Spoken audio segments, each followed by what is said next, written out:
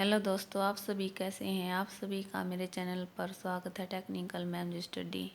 आज मैं आपके लिए एक क्वेश्चन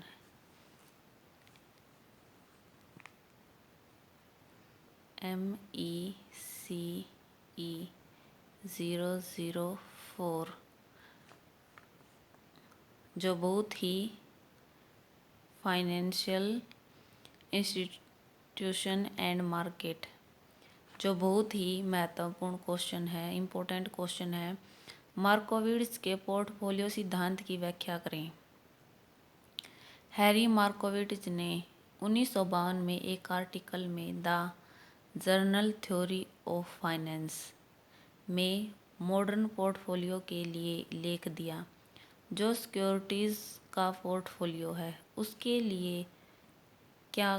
उसके लिए किसकी नॉलेज, कोरिलेशन कोफिशिएंट की नॉलेज होनी ज़रूरी है। हैरी मार्कोविट्ज़ ने सिंपल डेरिवेशन पर जोर दिया। Portfolio means a group of assets like company A, company B, company C etcetera. Portfolio के अंदर जो एक इंडस्ट्री है वो डिफरेंट शेयर होते हैं। इंडस्ट्री के डिफरेंट शेयर हो सकते हैं, जैसे company A, company B, company C. Portfolio में जब हम डिफरेंट एसेट को ऐड करते हैं तो इससे हमारा टोटल रिस्क कम हो जाता है। अगर हम बहुत ज़्यादा डाइवर्सिफिकेशन पर जोर देते हैं तो हमें प्रॉब्लम आ सकती है। जब हम पोर्टफोलियो में निवेश करते हैं तो company A, company B inter related हो सकती है। इंफॉर्मेशन में असमानता हो सकती है। रिसर्च में high cost and high transaction cost हो सकती है। इसलिए मार्कोविट्ज़ ने कहा है कि हमें 2 स्टॉक को होल्ड करना चाहिए बजाय एक स्टॉक के, कि हमें एक स्टॉक में निवेश करने के बजाय बहुत कई अलग अलग स्टॉक्स में, शेयर मार्केट में या पोर्टफोलियो में निवेश करना चाहिए। हमें अलग अलग कंपनियों के शेयर स्टॉक रखने चाहिए ताकि हमारा जो पैसा है वो डूबे ना या हमारे रिस्क ज़्यादा न हो। अगर हम अलग अलग स्टॉक्स में पैसा लगाएंगे, शेयर में पैसा लगाएंगे, बॉन्ड में पैसा लगाएंगे तो हमारा रिस्क भी डाइवर्सिफिकेशन हो जाएगा, यानी हमारा रिस्क कम हो जाएगा। इसलिए मार्कोविट्ज़ मॉडल है उसको कोवेरिएंस मॉडल भी कहते हैं।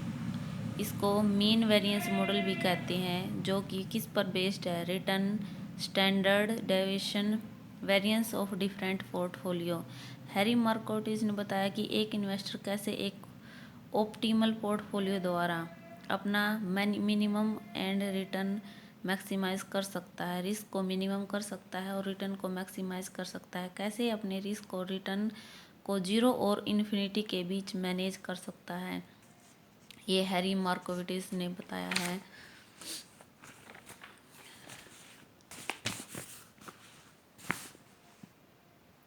हैरी मार्कोविट्ज़ मॉडल जो टोटल 3 टूल पर बेस्ड है, कि डाइवर्सिफिकेशन के द्वारा रिस्क एंड रिटर्न। इसमें इन्वेस्टर इफ़िशिएंट पोर्टफोलियो पर वर्क करता है। इफ़िशिएंट होता है जो अच्छा पोर्टफोलियो होता है, जो हमें ज़्यादा से ज़्यादा रिटर्न प्रोवाइड करता है। सिक्योरिटी जो अलग है, एक दूसरे से इंटर रिलेटेड नहीं है, वहाँ पर हम इन्वेस्ट कर सकते हैं, रिस्क को रिड्यूस कर सकते हैं। मान लीजिए एक कंपनी है, उसके मतलब ए और बी कंपनी है, उनके आपस में इंटर रिलेटेड संबंध हैं, तो अगर ए कंपनी डूबेगी तो साथ में बी भी डूबेगी। इसलिए हमें ये पहले ही इंफॉर्मेशन कलेक्ट कर लेनी चाहिए कि कंपनी ए और बी में कैसा संबंध है, आपस में इंटर रिलेटेड तो नहीं है।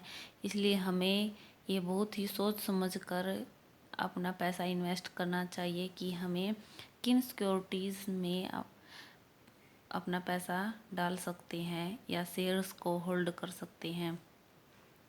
3 इम्पोर्टेंट वेरिएबल्स जिससे हम सिक्योरिटी के पोर्टफोलियो को कैलकुलेट करते हैं, वह उसमें इन्वेस्ट करते हैं। सबसे पहले तो हमें कोई भी शेयर है या उसमें बॉन्ड है, उसमें ये इन्फॉर्मेशन कलेक्ट कर लेनी चाहिए कि इससे हमें कितना रिटर्न मिलेगा और स्टैंडर्ड डेविएशन और कोफिशिएंट कोरिलेशन का जो फॉर्मूला है उसमें उसको पुट करके अपना रिस्क और रिटर्न को कैलकुलेट कर सकते हैं। इसकी अजम्पशन है जो प्रत्येक मॉडल की होती है। हैरी मार्केटेज मॉडल की भी अजम्पशन है। इसमें ये पहले से ही मान लिया जाता है कि बाज़ार बहुत अच्छे हैं, यानी एफिशिएंट मार्केट है। वे सभी इंफॉर्मेशन को इकट्ठा कर लेते हैं, बहुत जल्दी और पूर्ण जानकारी जुटाते हैं। इन्वेस्टर रिस्क को मिनिमाइज करना चाहते हैं। इन्वेस्टर्स आर रैशनल, जो वो बुद्धिमान होते हैं इन्वेस्टर, और वो अपने रिटर्न को मैक्सिमाइज करना चाहते हैं जो मनी और इनकम उसके पास होती है। पोर्टफोलियो के रिस्क का अनुमान लगाकर यह कैलकुलेट करते हैं कि इन शेयर, बॉन्ड, सिक्योरिटी पर कितना रिस्क व रिटर्न है। Harry Markowitz model is not optimum portfolio, ये ऑप्टिमम पोर्टफोलियो नहीं है, ये एक इफ़िशिएंट फ्रंटियर पोर्टफोलियो है जो हमें बताता है कि जो सभी पोर्टफोलियो हैं वो ऑप्टिमल हैं। अब हम इसकी व्याख्या करते हैं। ये एक चित्र दिया है जिसमें हम OX अक्ष पर रिस्क और OY अक्ष पर रिटर्न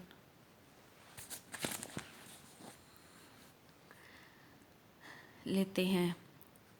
R1 और R2 ये भी रिस्क की लाइन है, और R3 जो गिवन रिस्क हमें दिया गया है उस पर 3 ऑप्शन है, L, M और N। 3 पॉइंट हैं जिस पर हम अपना रिटर्न को कैलकुलेट कर सकते हैं।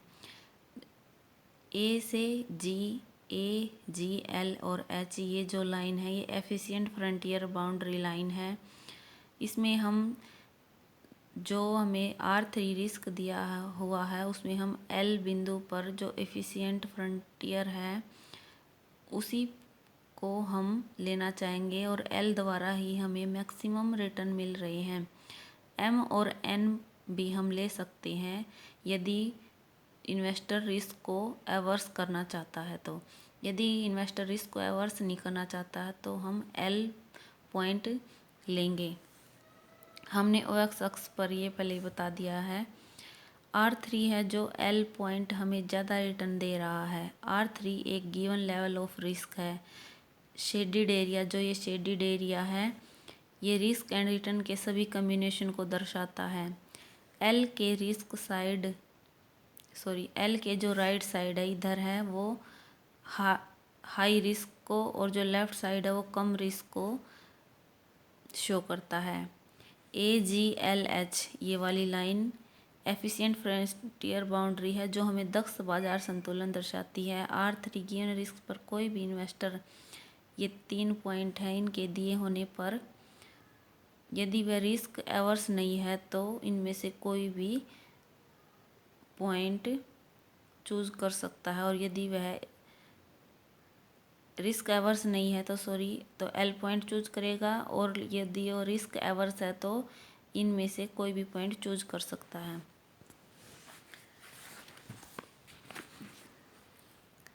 Risk and return indifference curve के द्वारा हम रिस्क और रिटर्न को कैलकुलेट करते हैं।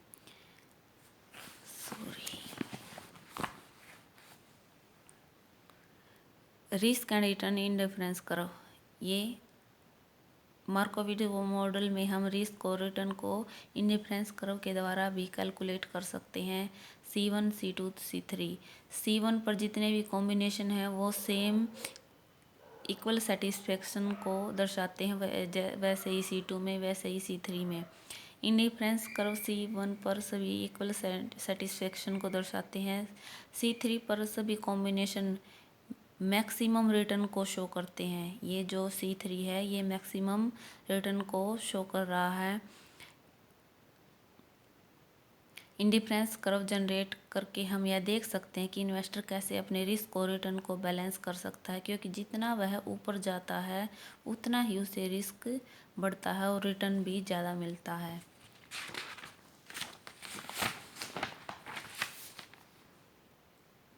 अब हम optimum portfolio for indifference curve को दोनों को एक साथ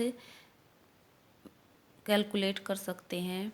C1, C2, C3 ये इंडिफरेंस कर्व हैं और ये AEH ये एफिशिएंट फ्रंटियर लाइन है जो हमें दिखाती है कि इस पर सभी कॉम्बिनेशन संतुलन को दिखाते हैं। जो C2 है वो LR पर टच कर रहा है एफिशिएंट फ्रंटियर को, इसलिए ये अटेनेबल पॉइंट है। इसी पर R बिंदु पर जो रिस्क है उसी पर इन्वेस्टर इन्वेस्ट करना चाहता है जिससे उसे मैक्सिमम रिटर्न मिलता है R बिंदु पर। C1 वो इन्फेरियर कॉम्बिनेशन को दिखाती है और C3 अनअटेबल पॉइंट हैं उनको शो करता है। X है वो भी अनअटेनेबल पॉइंट है।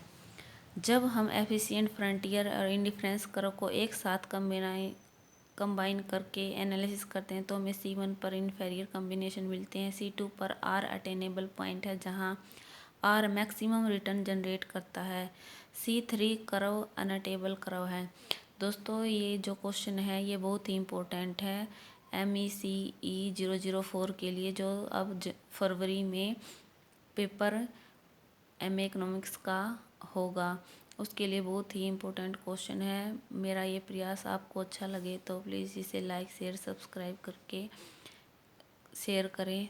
Thank you for watching my video.